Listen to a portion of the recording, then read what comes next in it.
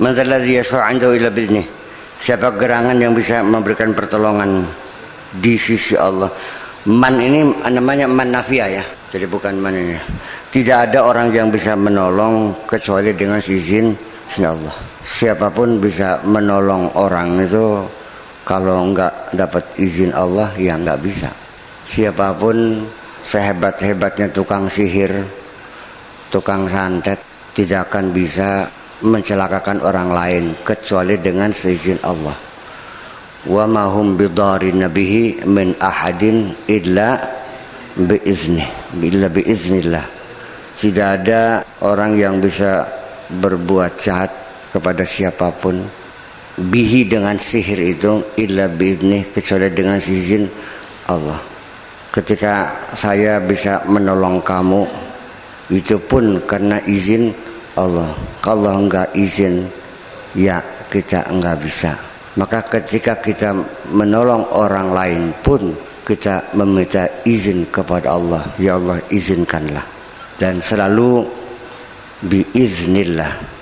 Saya bisa menolong Anda biiznillah, dengan seizin Allah. Itu yang perlu diketahui. Ketika Allah membukakan rizkinya untuk kamu, maka tidak ada seorang pun yang bisa menghalanginya. Dan ketika Allah menutup rezeki kamu, tidak ada siapapun yang bisa membukanya.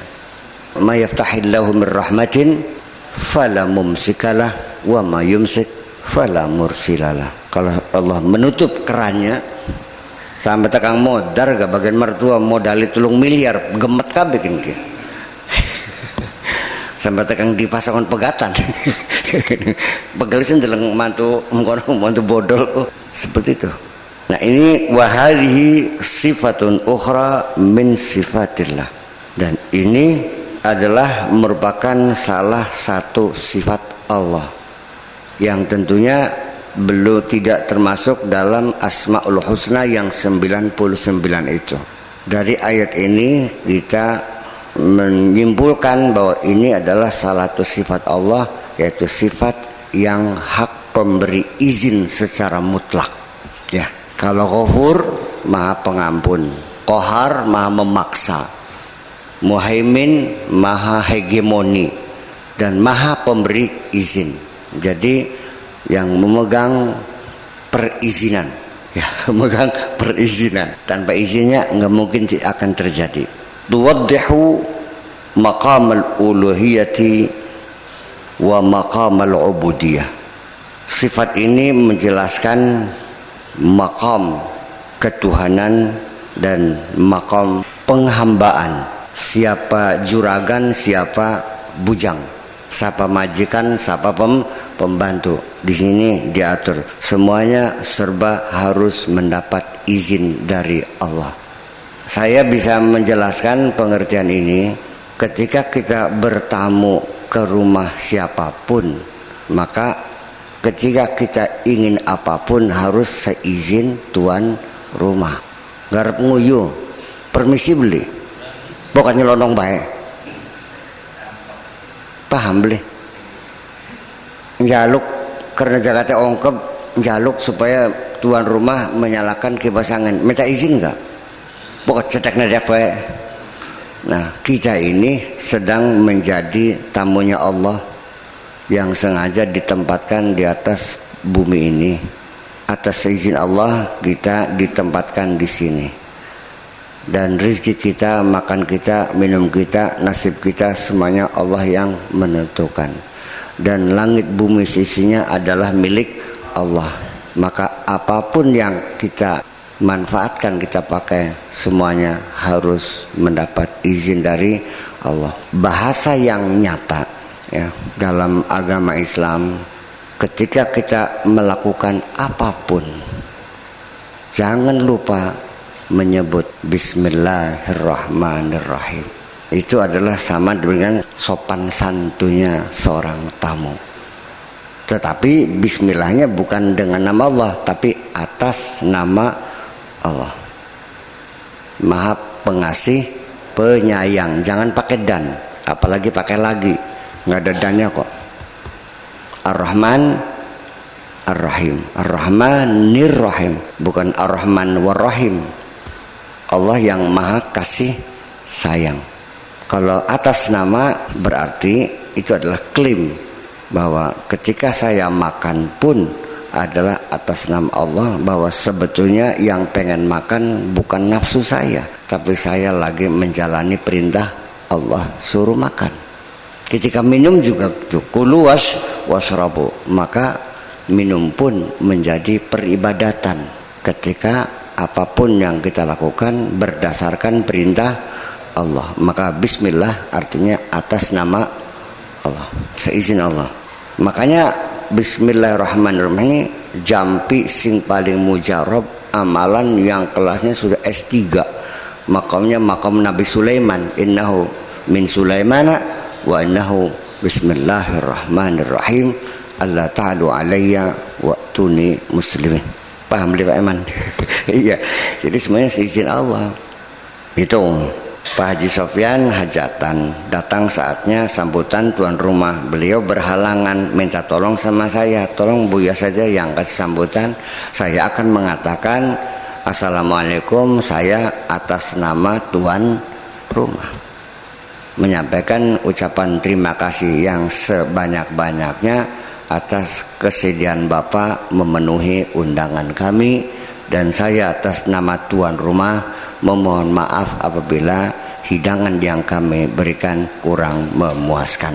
Saya berterima kasih dan saya minta maaf, bukan saya tapi tuan rumah. Itu namanya bismi sahibul bait, atas nama tuan rumah. Ya semestinya mesti dirubah, karena terjemahan di depan agama itu dengan nama Allah, dan juga yang maha pengasih dan maha penyayang. Nggak usah pakai dan aja, langsung atas nama Allah yang maha pengasih penyayang, pengasih penyayang, gitu. Fala abidu jami'an, maka hamba semuanya yaqifuna fi hadratil uluhiyati mauqifal ubudiyah. Semua hamba, semua manusia tegak berdiri di kehadiratan Tuhan yang Maha Esa ini seperti menghadapnya seorang hamba.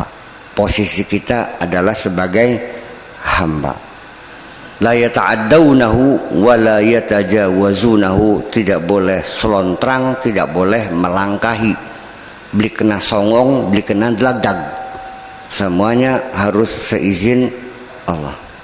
Yaqifuna fi maqamil abdil khashi'il khadi, kita manusia itu berdiri seperti kedudukan seorang hamba yang khusyuk, yang khudu, alladzi yaqdumu baina yaday rabbih, yang tidak boleh lancang di hadapan Tuhannya. Wala yajra'u 'ala syafa'ati 'indahu, dan tidak berani untuk memberikan bantuan di sisi Allah illa ba'da an yu'dzana lahu, kecuali setelah diizinkan. Kalau Allah enggak izin ya enggak bisa. Seringkali orang datang pakai pribun kula kisahnya usaha ki apa, dagang ta, tani ta. Ya saya coba untuk membuka organ lopian, istikharah bahasa Arab. Ternyata Allah tidak memberikan jawaban, blank. Pribun embus. Itu bagi saya ya embu. Mustakon terus ya embu, belum jawab. Berarti silakan ambil kesimpulan sendiri. Berarti sampean ki usaha apa cocok kon beli. Angel temen sih. Artinya harus bisa mengambil kesimpulan secepat itu. Kemudian fayakhdau lil izni wa yashfa'u fi hududihi, dia tunduk berdasarkan perizinan dari Allah, dan dia pun membantu pun dalam batas-batas kemampuannya, tidak boleh lebih dari itu. Makanya saya seringkali punten, saya mah hanya sekedar memberikan rekomendasi. Mungkin sering dengar ya, Anda yang minta sendiri, saya hanya merekomendasikan. Bunyi rekomendasinya, mohon kepada yang bersangkutan, mohon kepada yang bersangkutan diberikan kemudahan. Terima kasih atas segala kebaikan Tuhan. Kan begitu rekomendasi itu. Kemudahan atau diberi atau difasilitasi kita. Wahum yatafadaluna fima bainahum, mereka itu yatafadaluna fima bainahum, itu punya level yang berbeda-beda, saling bertingkat-tingkat. Ada tingkat SD, SMP, SMA, S1, S2, S3, S lilin, S kopior dan sebagainya. Itu tingkatan. Wa yatafadaluna fi mizanillah, dan juga bertingkat-tingkatan juga kedudukan manusia sesuai dengan kriteria Allah. Mana yang lebih pangkat di sisi Allah? Jangan melihat jabatan formal di dunia ini. Bisa saja secara formal dia disebut kiai, ajengan, tapi di sisi Allah dia sama dengan gembel. Bisa saja dia tukang macul, tapi di sisi Allah dia adalah pahlawan. Paham bikin ya? Jadi kita ngukurnya jangan ukuran kita. Ya, artinya bahwa kepangkatan kita di dunia ini adalah kepangkatan formal apa? Ya, kepangkatan formal sesuai kriteria kita. Kita memuliakan seorang berdasarkan ilmunya, berdasarkan materinya, berdasarkan jasanya, berdasarkan jabatannya, kan begitu. Ya, tapi jabatan manusiawinya ya kalau manusia sama-sama semerata, tapi Allah juga memberikan jabatan-jabatan kepada manusia itu berbeda-beda. Di antara para aulia juga mempunyai kepangkatan yang berbeda-beda. Saya mau cerita, pada suatu hari para ulama berkumpul di rumahnya Kiai Hanan, ramanya Kiai Maktum. Mereka mendiskusikan para wali di Jawa ini siapa yang paling tertinggi di antara para aulia yang ada di tanah Jawa ini. Pertama, mereka mengidentifikasikan jangan-jangan wali ini sipulan. Semua sepakat kaya-kaya ini mah iya pun wong-wong guys. Nah, sekarang siapa yang paling tertinggi pangkatnya di sisi Allah? Mari kita adakan silaturahmi yang sekarang biasa dengan ziarah wali sanga. Diajak keliling Kiai Hanan. Ini cerita dari Kiai Maktumnya sendiri. Cerita dari putranya Kiai Hanan. Setelah muter ke berbagai dari mulai Banten sampai Madura begitu. Setelah pulang mereka ditanya, sudah kalian berziarah ke tempat-tempat mereka yang diduga wali? Ya. Siapa di antara mereka yang menurut dugaan Anda itu wali yang tertinggi tanah Jawa? Tebak-tebakan langkah yang bener gak bikin ke? Di luar perhitungan. Sudah wiseng tah berketemu sing paling gede ku Mbah Gendon. Mbah Gendon ku ning daerah apa ya? Pokoknya di Jawa Timur lah. Pada melongo apa kira-kira? Mbah Gendon. Sing boga blegiran beka. Iya. Ya kuwi sing paling hebat.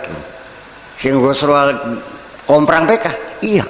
Jadi dulu sing nganggo jubah, sing nganggo sorban, sing nganggo jubah grebat-grebat, sing nganggo sorban ubat butuh. Sing nang tas beli, sing Mbah Gendon iku blok ngoklambi je blegiran bae. Baru duduk kawung kepal kepul bae itu yang paling hebat. Jadi artinya bahwa al-muqarrabuna ilallah, orang-orang yang dekat dengan Allah, nggak bisa diukur secara formal dengan ukuran legal formal. Kita ini nggak bisa ya, lain, karena yang ukur itu adalah kadar cinta seseorang. Itu yang jadi persoalan ya. Alat ukurnya berbeda, tolok ukurnya berbeda. Kita menilai kecantikan seseorang, apa alat ukur yang dipakai? Pikiran kita dalam dunia sastra, perempuan cantik itu digambarkan alisnya seperti semut beriring, rambutnya seperti apa? Mayang terurai, betisnya seperti padi bunting. Sok gambaran wong wadon betisnya kayak pari meteng. Alisnya kayak semut iring-iringan, bakal beli kayak memedi jelas apa. Itu kan kecantikan dalam imajinasi. Makanya ketika kepangkatan waliullah dalam imajinasi kamu, pasti akan keliru Ya, jadi mengukurnya secara realistis. Hanya saja tidak bisa dipungkiri, ini salah satu tolak ukur.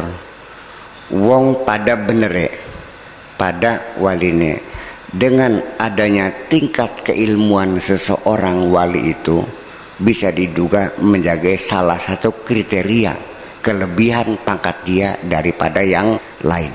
Makanya yarfa'illahu allazina amanu wallazina utul ilma darajat.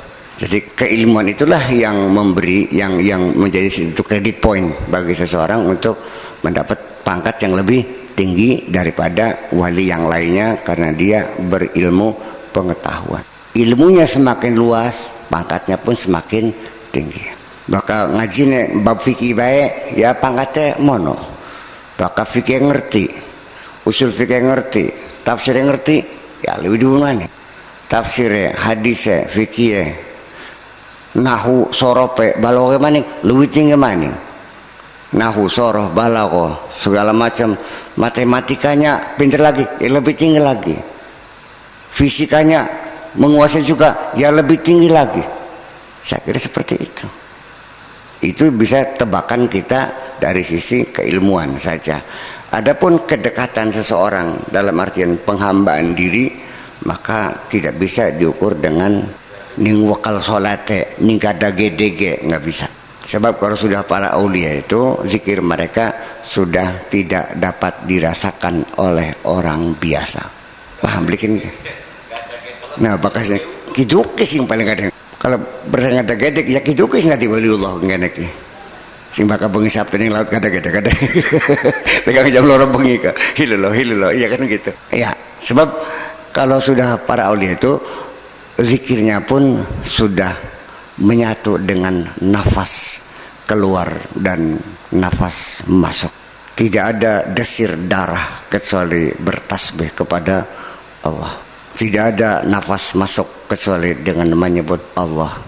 Dan setiap nafas keluar adalah menyebut Hu. Allah, Hu. Berapa kali mereka berzikir, hitunglah berapa kali nafas masuk dan berapa kali nafas keluar. Itulah zikir mereka. Allazina yadhkurunallaha qiyaman wa qu'udan wa 'ala junubihim. Dalam aktivitas sehari-hari mereka selalu berzikir kepada Allah, dengan duduk, dengan berdiri, dengan berbaring, sambil nyisir bawang, baringnya nyapu, baga kumbah, baringnya nyetrika, benar-benar zikir. Wa yatafakkaruna fi khalqis samawati wal ard. Kalau sudah tafakkur fi khalqis samawati wal ard, ini adalah saintis yang bisa mempelajari gejala-gejala alam, penciptaan langit dan bumi. Iya kan? Jadi para waliullah itu ya saya kira orang yang mengerti tentang astronomi, yang mengerti tentang kosmologi, sehingga berkesimpulan subhanaka ma khalaqta hadza batila. Iya, paham bikin ke? Jadi kejadian penciptaan langit dan bumi itu merupakan salah satu renungan para aulia itu sendiri. Ya justru karena itu makanya kan Galilea itu adalah bukan orang yang menemukan teropong reflektornya, tidak. Dia hanya memanfaatkan temuan teropong reflektor yang dibuat oleh gurunya, yaitu Spencer. Spencer sendiri belum bisa memanfaatkan, tapi dia yang bisa memanfaatkan, yaitu dia mendapatkan satu temuan ketika teropong itu diarahkan ke bintang, ke planet Venus. Di situ dia melihat bahwa Venus itu ada gerhan, ada sabitnya, ada purnamanya. Kesimpulannya ternyata bahwa Venus pun ikut serta mengelilingi matahari. Nggak mungkin akan terjadi sabit dan purnama kecuali Venus itu mengelilingi bumi seperti bulan mengelilingi matahari. Itu awal dari ditemukannya teori heliosentris. Iya kan begitu, salah satu bukti. Tetapi temuan-temuan Spencer dan temuan-temuan Galileo Galilei ini dimurtadkan, dikafirkan oleh dewan gereja. Spencer mati ya dibakar hidup-hidup karena bertentangan dengan Injil, kata pendeta-pendeta, kata pastor-pastornya. Galileo pun mendukung Spencer juga, tertuduh dia orang zindik, orang murtad, dan hampir-hampir dia dihukum mati. Tetapi dia akhirnya bertobat, menyatakan bahwa temuan-temuan saya, teori-teori kosmologi saya adalah keliru semua. Selamat akhirnya mah. Nggak jadi dibunuh. Tahun 1961 Galileo Galilei dinobatkan mendapat penghargaan sebagai tokoh fisikawan oleh Vatikan. Jadi artinya ini pelajaran penting, maka orang-orang Eropa melihat gejala seperti itu berkesimpulan bahwa agama menghambat kemajuan ilmu pengetahuan. Oleh karena itu agama harus dipisahkan dengan masalah negara. Itu persoalan. Paham kan ya? Iya kan? Dan kita jangan sampai terbawa arus ya, pemisahan itu, karena kita punya pengalaman yang berbeda. Non? Latah, kita nggak tahu latar belakang. Kalau kita mah agama Islam itu justru Islam membuktikan kebenaran ilmiah. Jasanya Ibnu Khaldun, Ibnu Rusdi, jasanya Al-Biruni dan sebagainya. Itu bahwa Islam malah justru mendukung, membantu ya berkembangnya ilmu pengetahuan sampai kepada kebudayaan Eropa yang modern. Itu adalah jasa dari teman-teman teknologi ini. Orang Islam dari dulu paling rajin mengadakan eksperimen. Yaitu kembali kepada wa yatafakkaruna fi khalqis samawati wal, semuanya difikirkan, maksudnya dipelajari. Itulah ilmu yang harus dipelajari oleh umat Islam, adalah tentang alam semesta ini. Itu yang akan mengantarkan kita mengerti tentang Tuhan. Itu namanya sains, bahasa Arabnya al-ulum.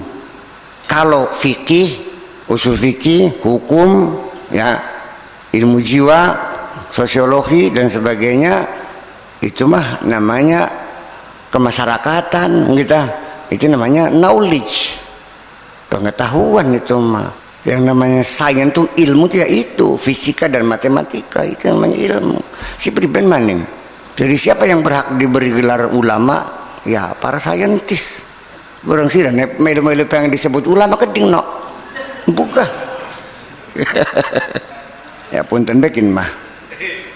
Iya, ya ajang mengklaim saya minal ulama, saya termasuk ulama. Saya tanya, apa maksudnya teori heliosentris ini? Membeli ngerti aja. Ya maksudnya, ya berat ini masalahnya. Nah, orang-orang cerdas itu bahasa Arabnya al-musaqqafun. Ya, intelektual. Iya, itu pintar. Iya, saya juga tidak mengingkari para kiai orang-orang cerdas. Wong bakal beli cerdas masih bisa maca kitab kuning. Iya, jaminan lah. So, nausorku kayak wong matematika Pak Sofyan. Iya, memerlukan bakal beli cerdas. Lebih memang masih bisa belajar nahu. Bagian 20 tahun nggak anggapnya bodoh bakal beli cerdas mah. Kalau IQ-nya kurang dari 100 mah. Iya. Jadi artinya orang-orang yang menguasai nahu dan sorof itu, ya saya menduga itu IQ-nya lebih dari 100, 120, 110, 120. Apa IQ kuno? Intelligent equivalent. Ukuran kecerdasan seseorang. Apa tolok ukurnya mengukur IQ seseorang? Nah itu kan menjadi permasalahan juga. Ya, jadi semuanya berkait. Ya ujung-ujungnya ilmu itu satu juga kok. Itu. Iya, makanya karena itu sekalipun demikian walakinnahum yaqifuna indal haddi, tetapi walaupun hebatnya sehebat manusia apapun, tetap mereka akan berhenti pada batas tertentu. Ada keterbatasannya, allazi la yatajawazu 'abdun, yang tidak boleh dilangkahi oleh seorang hamba. Hamba hanya itulah kewenangannya. Kita melihat ke atas kepada Kanjeng Nabi Muhammad sallallahu alaihi wasallam yang kita kenal orang yang akan bisa memberikan syafaat. Ini betapa pahitnya Kanjeng Nabi dirasakan ketika dia mendoakan pamannya Abu Talib supaya membacakan syahadat, supaya masuk agama Islam, sambil menangis dan meratap meminta kepada Allah. Ternyata dijawab oleh Allah, innaka la tahdi man ahbabta walakin Allah yahdi man yasha. Engkau tidak akan bisa memberikan hidayah kepada siapapun, sekalipun orang itu kekasihmu, sekalipun orang yang kau cintai. Walakin Allah yahdi man yasha, tapi Allah memberikan hidayah kepada siapapun yang dikehendakinya. Ini satu pelajaran penting bagi kita. Termasuk sira sing dadi kiai. Durung tentu anak sira dadi kiai nang. Siapa yang menjamin? Mungkin beli anaknya kiai dari Bencoleng. Mungkin beli telembuk anaknya dari kiai. Why not? Bilangnya ajalok ngajirakan turunan, enggak ada urusan. Karena Allah punya otoritas mutlak, kemutlakan kekuasaan. Innallaha yahdi may yasha wa yudillu may yasha. Ya. Terkadang anaknya kiai disesatkan oleh Allah sengaja untuk menampar bapaknya yang congkak itu. Tuman belakang ke bongkar bahasa ini tampak gitu diceplosakan anak serap beli meriang dari siapa aneh tuh enggak aja sobut ya, sobut mah beli mau kepengen di alam kon barengan langkah sih ngalam-ngalam yang ngalam dayak wae kundarane segara asin siapa sih nguyai ya bakal masih ngalam dek pes angel teman. Iya, jadi memang ya itulah kira-kira.